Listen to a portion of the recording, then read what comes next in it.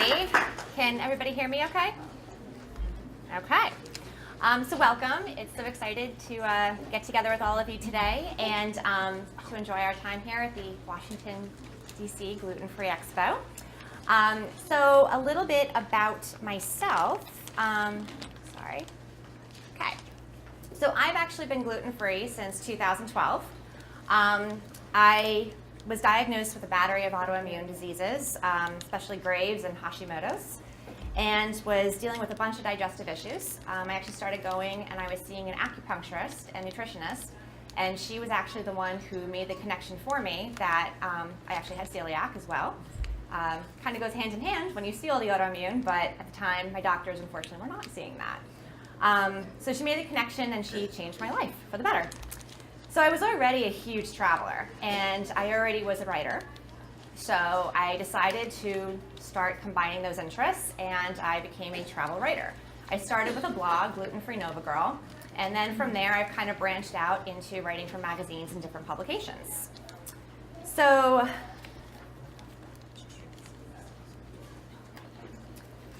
my biggest takeaway that I've come from all of this, and I hope to have you impart today, is that you do not have to feel deprived while traveling gluten-free, and you do not need to be intimidated by the prospect. Although you are in a foreign city, or although you are dealing with language barriers, or dealing with fun airlines, which are always stress-free to begin with, you do not need to feel that you're having any more stress added on top just because of your diet. It is easy to navigate, it can be done, and you can even have fun doing it. So, my first tip, choosing lodging. This has been huge. So one of the things I found is it's easiest to try and find a place with a kitchen, if you can. Over time, I've really come to find the websites like homeaway.com or Airbnb, things like that, or even there's people like Red Week, where you can list timeshares that are available for rent up on their Red Week. Someone just wants to unload it for a week. So these are ways to get condos or different kinds of apartments that are up for rent, so you can have a kitchen and availability of best of both worlds in a city or someplace. For instance, I actually just did this. I went to Savannah last month, and we actually found a listing for a condo on HomeAway, and we actually stayed in Tybee Island right outside of Savannah, and it was great because we were walking distance away from the beach, and yet we were also only a 15-20 minute drive into the city. So we had a kitchen, we were able to take care of all of our breakfast needs or things like that there, and we were able to enjoy both the city and eating out there, and we also then still were able to have some control over our meals at home as well. I just found it to be, I am a kind of a control freak, and I just find it to be a little liberating, that I don't have to worry as much. You can also, and the added bonus of that too, is you also can save some money on some of your meals and splurge where you want and not have to worry about the budget as much for all your meals out. So then I also find looking for accommodating bed and breakfasts. Again, you have more personal contact with that. So I've had some extremely wonderful experiences with bed and breakfasts. There are places, like for instance, I stayed at a place in Chincoteague once where I called and spoke with the owner ahead of time. She was familiar with accommodating gluten-free diners. She made an unbelievable breakfast for me every morning that was completely gluten-free. I had pastries, baked goods, pancakes, you name it. And then she also did a high tea every afternoon. And again, I told her that I was interested in doing it. I was gluten-free. She made the entire platter of high tea baked goods, tea sandwiches, scones, the works. And all of them were entirely gluten-free. So it's amazing what you can find if you find some accommodating people who are willing to work with you and also are educated. But again, that's some of the personal contact you get with a bed and breakfast. I had another time where the person was not as educated with gluten-free living, but he was willing to learn. So he asked me what I would need. I told him I needed to make sure that he was cooking my things beforehand, that everything was clean, that everything was used separate, etc. And I asked if I just brought my own gluten-free baking mix for pancakes, if he could make my pancakes separate. And he was willing to do so. He used all separate utensils, and I was able to still enjoy a gluten-free pancakes along with everybody else. while they all had the rest of their baked goods or whatever they were having for breakfast.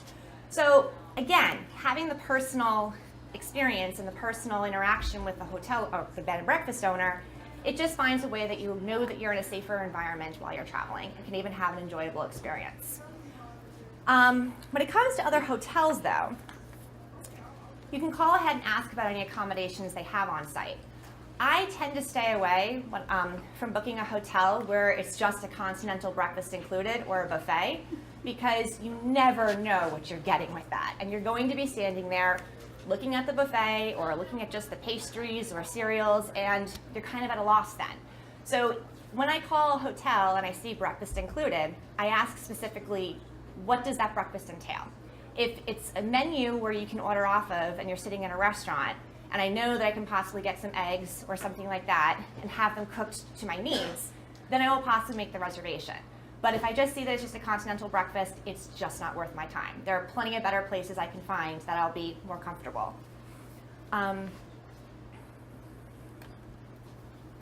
So the next big thing is navigating airlines, language barriers, and all-inclusives. So navigating airlines. One big suggestion I have is make numerous calls and call far ahead. So for starters, many airlines do offer gluten-free meals for international flights, but you need to book them far in advance. So sometimes they do it online, sometimes they do it by calling.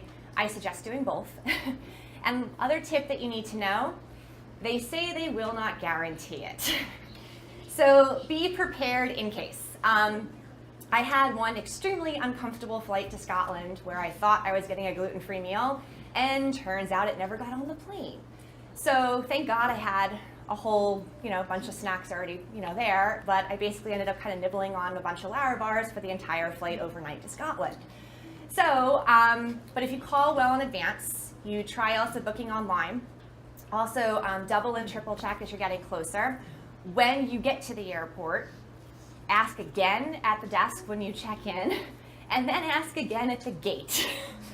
So unfortunately, it does take a little work on your part, but it is totally worth it because, again, I had another flight to Ireland where I had a much better experience. I had a fantastic gluten-free meal on Aer Lingus, and I felt like I was completely satisfied. The food was decent for an airline.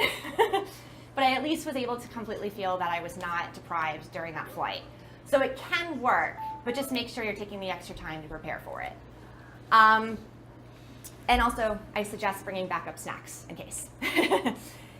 So for language barriers, Triumph dining cards. I don't know if some of you are familiar with those already. They have been lifesavers. They really make a difference being able to just have them with you, whether in a foreign country, whether in even just a restaurant that happens to be a foreign restaurant locally, but they don't necessarily all speak the language as easily. I've had experiences where I actually was in the Dominican Republic not that long ago, and I was trying to explain to one of the servers there what I needed. I had a question about a sauce that was included. We were definitely having a kind of pantomiming experience. So I finally pulled out my Triumph dining card and showed it to him, and he's like, oh, yes. And then he was able to easily answer my questions with that. So they definitely just make the conversation go a little less stressful. And there is a website that you can easily get them, download them from, triumphdining.com, I think, or at least just type them into Google and they'll pop right up. And it comes in a little pack, and there's like 12 different languages that are all included in that pack. So that definitely has been very helpful. So for all-inclusives, I know people have mixed reviews or ideas on whether it's safe to stay at an all-inclusive if you're gluten-free. Yes, you are on a meal plan, and yes, things are included. However, again, if you call ahead and find accommodating people to speak to, it can be an absolutely delightful experience. I have called and I asked to speak to their personal service rep or to their dining manager, whoever is possibly in charge of these things. I do call beforehand so they know I'm arriving and can even possibly make any alterations or get some things in stock for me if they need to. And every time I have called and done this, they've always been unbelievably willing to accommodate me. You have to remember, their job, they're in the service industry. They aim to please. They're obviously doing this for customer service. So if they want to make your travel experience easier, they'll do whatever they can to do so. So then, once I do get there, I make sure I check in again. Whether it is when I first arrive, I'll see if I can talk to the dining manager, or I'll check in at the desk, make sure they've gotten my request. And then possibly at times, I've even had one time where someone actually walked me through and showed me all the things in the restaurant they had set up primarily, things to steer clear from, things that was okay. And then I knew how to navigate the buffet or whatever was necessarily there the entire time I was there. So it's definitely been helpful, and I have found that I can stay in an all-inclusive quite easily. Again, my Dominican Republic vacation, I called ahead of time. I did speak with them, and once I arrived, they actually had gluten-free pancakes prepared for me every morning. They had a special bread set aside for me as well. I'm not gonna lie, I actually was kind of sick of gluten-free pancakes by the end of my week, since they had that every morning. But I felt then obligated to have it since they had it for me. But I obviously was very flattered and was very happy that they were being so hospitable and they were so willing to accommodate my needs. So I felt safe doing that. So navigating new places. So say you are in a foreign city now. You've safely booked lodging, you've gotten there, you've managed to deal with the airlines. Now what? So I make sure I do research before I arrive. You don't know if you're going to have internet access, you don't know if you're going to have a computer with you if you're traveling with it, whatever. So you want to make sure you've already done some research. Some places to do that, you can check in with the local celiac support groups. You can actually look even just for Yelp reviews, Travel Advisor. It's actually pretty easy to Google and find some gluten-free finds. I tend to actually plan my day around my food. I want to be able to know, obviously I want to make sure I do my sightseeing, but I will make my plans as to what day I want to go and see certain things based off what restaurant I know I'm planning on hitting that day. I just found that to work easier. So I've actually even had fun doing this sometimes. There was one time I was in Dublin, and I was actually with another friend who was gluten-free as well, and we actually decided to make it a kind of gluten-free scavenger hunt for ourselves. So we planned out an entire day based off just stuffing our faces with all of the gluten-free food we could find. Now, in Dublin or Ireland, I have to tell you, that's a pretty hard task to do, because there are so many fantastic gluten-free foods in Ireland and Dublin especially. So we started off with a gluten-free creperie, and that was our breakfast, and it was fantastic. So we went to the gluten-free creperie first, and then by doing this research and planning out our day this way, we saw that we were already going to be in the neighborhood for the Dublin Writers' Museum. So we went directly from the creperie to the Dublin Writers' Museum, spent our time there, nerding it up with all of our fantastic, English, the writers of, we were both English teachers, by the way. So we enjoyed our time at the Writers' Museum, and then we decided to go to lunch at this fantastic, healthy co-op that had all kinds of gluten-free, paleo, vegan, everything you could imagine was there. So we had a fantastic lunch there. And then we also were there during Bloomsday, the James Joyce Festival. So we went and then saw some Ulysses readings, etc. And then decided we had then planned to go to a fantastic bakery that had gluten-free cupcakes. So again, we planned it out. We went to the gluten-free cupcake place, enjoyed that for our snack. And then ended up finally at the very end of the day, we decided to find actually I forget what it even was. It was either a pizza place or a Lebanese place, but another fantastic restaurants for that day. But we got to see all the sites we wanted to see, or at least, planned it out that way. And then we also still had really fun food that we had planned out for our entire day. So we had added excitement of all of the food we were kind of setting ourselves up and waiting for. It's like, oh, we gotta save room. We have those gluten-free cupcakes for hitting later. So it became an added fun part of the trip. So by able to know that you're kind of planning and making a game for yourself to try new things in a new place, it adds even more fun to your trip as well. The other thing too is I suggest asking locals for suggestions. So I'd mentioned hitting the celiac support group or looking for Yelp and stuff like that. When you're in these gluten-free restaurants, ask the people who are working there or the people who are supplying things where they eat when they're there. And sometimes I found some of my best recommendations from the locals who obviously have a vested interest in it already and are then able to suggest some of their favorite places they go to in that city. And I've had fantastic food off of that as well. Another thing too I suggest, don't be afraid to speak up. You might not, they might not necessarily know what you're looking for, but at this point you know your needs. You know how you prepare things, and you've had people accommodate you in other places. So share that knowledge as well. After going to the gluten-free creperie place and having other gluten-free crepes, I know that they can either make them with a buckwheat crepe, or I've also had a restaurant local to me here in Virginia, actually down in Clifton, by the way, that will make a gluten-free crepe for me based off of just eggs. They essentially make like almost an omelet type wrap, and it comes out fantastic.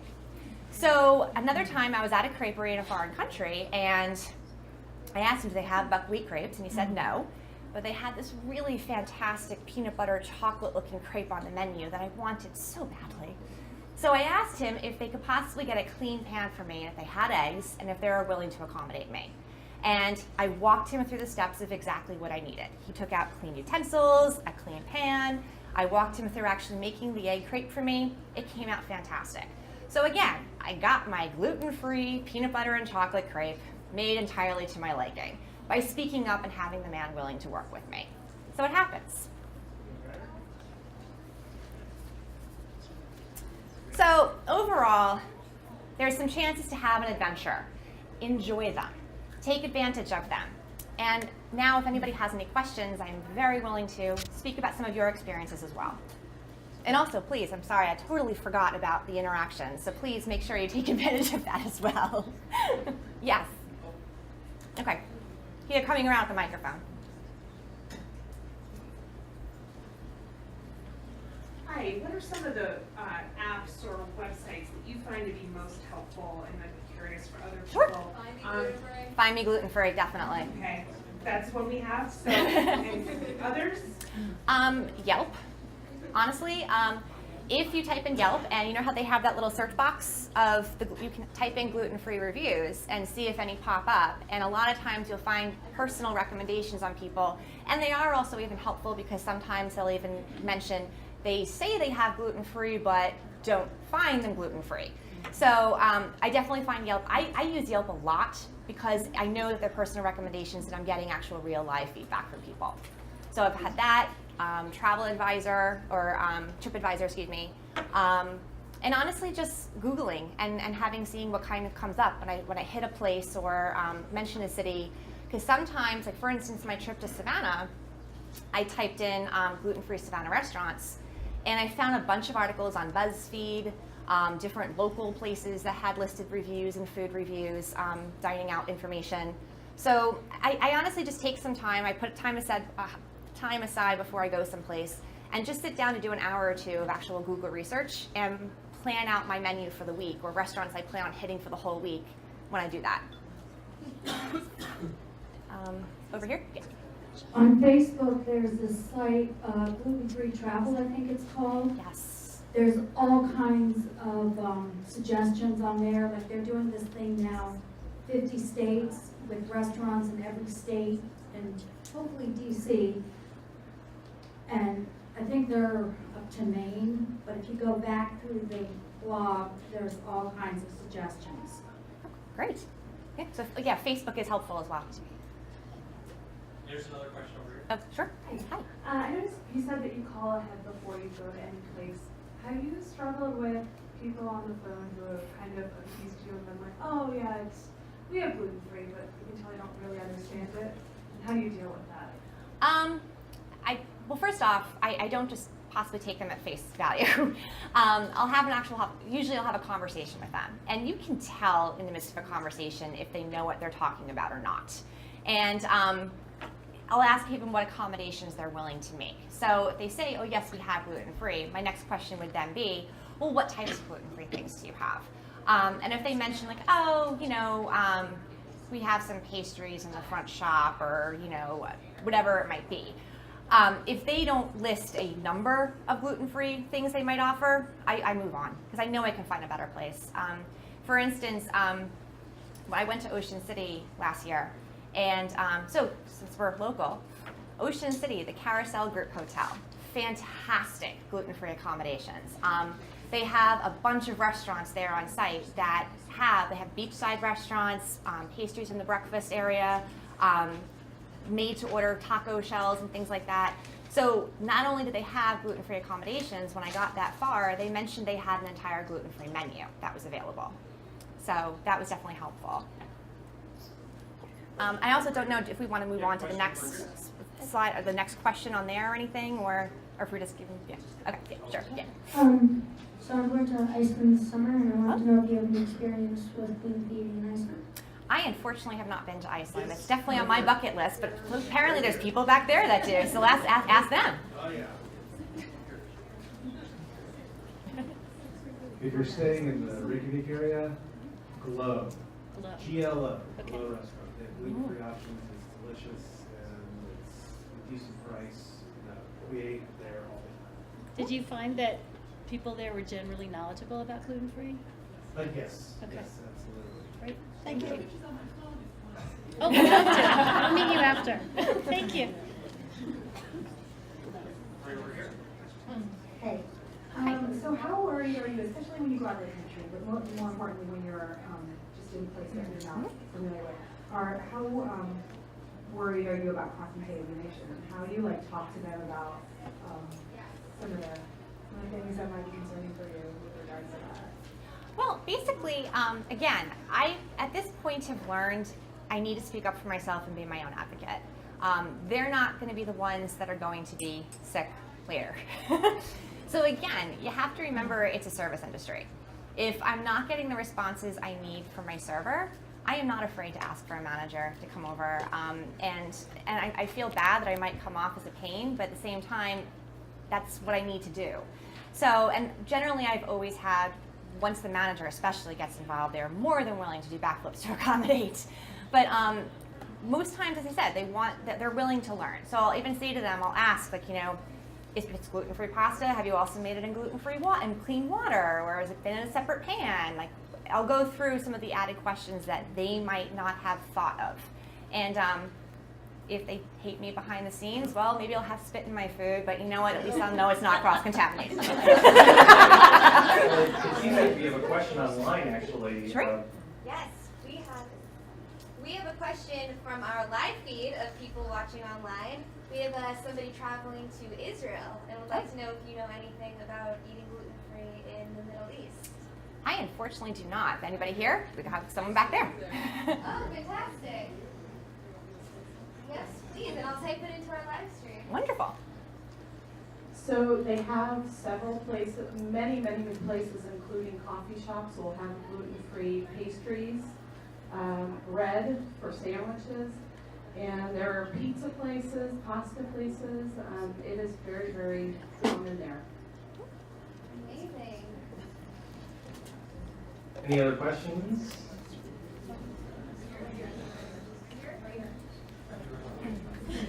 I just wanted to make a suggestion that in Italy, gluten-free products are sold in pharmacia. And so I've actually asked the people at the pharmacias, I bought my groceries, where other restaurants were. Definitely. And people have been very, very helpful and apologetic because they have to charge me full price and not as a prescription item. But my understanding is that in much of the EU now, since it is considered a medical issue, that there's a much wider awareness. Oh, definitely. All over the EU. Yeah, I end up almost packing my suitcase full of stuff to come back with the amount of fantastic things that are available in the EU. There's another question over here too, I think, or back, yeah, whatever. Okay, microphone, yeah. Hi, do you have any specific advice for people with multiple food allergies, where it's hard, can be a little more overwhelming, and airlines can't really accommodate, or if you're packing a lot of food to bring with you? Unfortunately, again, see if there's, I do believe the Triumph dining cards might even address some other allergies as well, check. But also continue to ask a lot of questions. See if you also can find some places that specific cuisines that you normally can safely eat here in the States if they have those restaurants abroad. For instance, I know like Mediterranean or Thai, I know they normally, because I try to eat dairy-free as well, so I know that they normally use a lot of coconut milk or that there's not dairy utilized. So those are types of places that I know that I can usually eat safely. And those restaurants are around all over the world now, so if you possibly can just find specific cuisines in a different country that you can usually safely navigate a menu, that can make it a little less overwhelming. We have a quick question right here and then the one up front. So I've been gluten-free for over a decade, and in that time I have not traveled overseas because when I first started, it was definitely, the foods were not as available. And I'm definitely looking at that in the future that I want to travel overseas. And you mentioned the Triumph dining cards, which I know about, and you mentioned Yelp, but what other advice can you give for traveling in a country where perhaps you do have that language barrier? Because that really makes me nervous, but at the same time, I'm at a stage in my life where I definitely want to do more traveling in the coming years, but I do worry about that food barrier. Again, depending upon where you're going, you know that there are particular cuisines that are readily available. Do you eat seafood? Well, that's always a safe thing to get. So there are specific types of restaurants that I think you can still find with language barrier that you're going to be able to order something more safely, and it's just possibly about the preparation. So if you can hopefully at least get through with maybe a Triumph dining card or talking to someone that maybe has some English that can hopefully help translate. Honestly, also, sometimes I might even ask the concierge at the hotel or someone that maybe is in bed or breakfast or someone that can maybe speak on your behalf to make a phone call to the restaurant before you go. And they can actually help translate for you before you even get there. So then once you get there, you actually can maybe already have gone through the menu with someone that can help advocate for you on your behalf. That's something that, you can maybe work with some personal attention. Anybody else? Yes. I want to ask you about your distrust or skepticism of hotels where the gluten-free guarantee is for a buffet breakfast. Okay. If that's what you actually said. My limited, much more than yours, much more limited experience in traveling is that the hotels I've been to had wonderful buffet breakfasts, and I verified with them that they would have gluten-free bread and maybe pastry, but gluten-free bread. And with that, the gluten-free bread that the hotel provided with the buffet choices was more than enough for me. Now, I obviously no pancakes, and I maybe even stayed away from jam that was not in a jar with a list of ingredients. But is that safe, or is there something else that I'm missing? The cross-contamination. Of the bread? Because they're possibly, when you're dealing with a buffet, you know what was put out there, but you're also dealing with all of the other hotel guests who are using the spoons, dipping it into other things, or even possibly a toaster or crumbs that might have gotten on the plate, knives that might have been cross-used. So there's just the added bonus of other human error that could have happened along the way after the hotel staff, yes, might have been diligent in their preparation, but what could have happened after that? So that's where I'm a little bit more skeptical of buffets. But that's kind of a skepticism of buffets for me overall. Yeah. Yes? The only thing I would say is be very careful with seafood, especially farm salmon. The feed that they give it, I can't speak for overseas, but here in the U.S. is wheat-based. And I have gotten sick eating farm salmon because of the feed that they give it to give it the color. We have a question up here. We're going camping this summer, so I'm just interested in like stuff you take day tripping. What are your favorite things like you're packing, walking around a city or in the wilderness, whatever? Trail mix, Lara bars or Cliff bars, definitely things that can be prepackaged. Whole Foods has a variety of different prepackaged meals that you can offer that puff pirate's booty, things like that. Yeah. Unfortunately, I'm sorry, I'm not a huge camper. Yeah. But Like any, like what are those things, like your favorite things you like to? I live off flour bars. I love flour bars. Kind bars, I mean, things that I think in general, things that obviously offer enough protein or substance that actually are going to last me throughout the day. So anything that's nut-based, and I know I'm actually getting a good punch of protein in addition to any other added calories, and especially less sugar, is definitely something that I always think is a good snack. And I think we have one or two more questions. One up there, and then the last one back here. I'm just going to say that when I went to Turkey, a non-EU country, and I don't speak Turkish at all, but I made a real effort to have translated before I went, not because without gluten did not translate. That was not understood virtually anywhere. But I would say, now I'm getting the term, but I had it translated without flour, because in Turkey, everything came with their bread. But when I said without flour, I had it, then I would get things without bread. And I had, no pana, pana was the word too, but I had, no flour, no bread. So you have to, the carbs and things are fine, but, gluten-free was not a Turkish term. Mm-hmm. So you have to kind of go within the language a little deeper.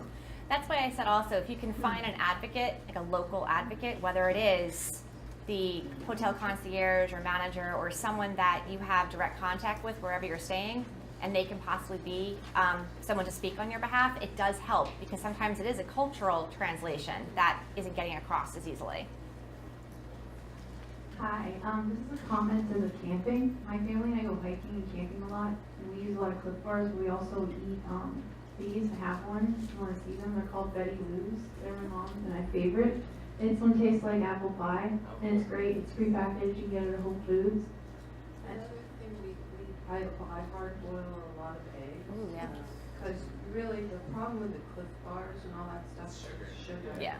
So I eat a lot of bacon, believe it or not, and jerky, gluten-free jerky, because you really need the protein and you can't eat a lot of sugar. So that's what I do when I go camping, because The last thing I wanted to comment on was about you traveling. That was a big concern for my mother and I. And we went on tour, and that was really helpful because they helped find everything. But the other thing I did before I went is I searched in Google, and I found some amazing blog posts from people that went to trips, and they tell you everything. But another thing is, if you want to go on a cruise, Norwegian Wind is one of the best cruise lines for gluten-free. You tell them in advance, and they cook everything gluten-free for you. They made my mom a birthday cake, and yeah, so that's like the best cruise line to go on if you were concerned about that. Which one? Norwegian Wind cruise line, it's the best for gluten-free. Yeah. Well, great. Well, we're going to continue the discussion online too. Go to dcglutenexpo.com. Get access